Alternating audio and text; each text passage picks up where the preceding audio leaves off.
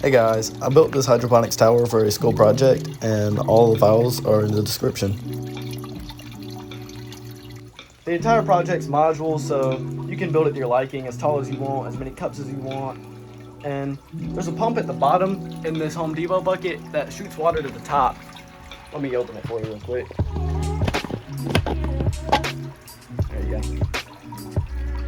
Here's a closer shot of inside. Let me move the cup.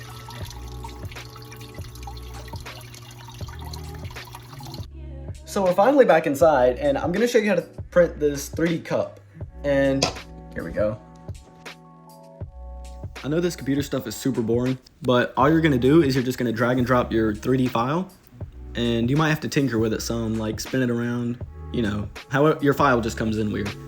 And then after you get done with that, you're gonna go over, make sure you're on the correct print settings,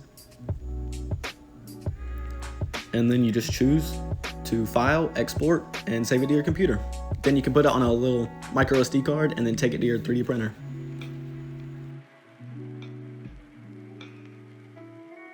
Sometimes your prints are gonna turn out like this, and don't worry about that. You just gotta reprint it. I mean, we have a pretty cheap printer at our school, so it's gonna happen.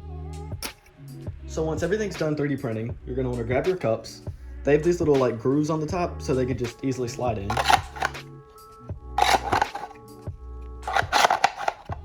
And then you're gonna have the pump at the bottom where your water reservoir is, and then you just lead a tube all the way up through the middle, up to the top, and then you just secure that somehow, super glue, whatever you need.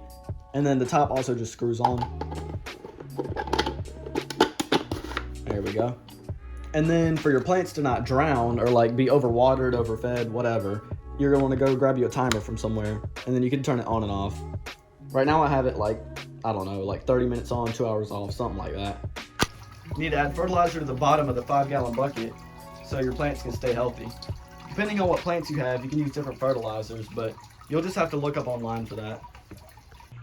Hey guys, I forgot to record an outro for this, so here I am. Yeah, with this channel, I'm really just gonna focus on like little projects I have, just kind of like document them, what's happening, and stuff like that.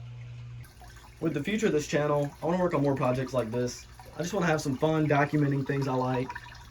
Thanks for showing the support, and I'll see you guys later.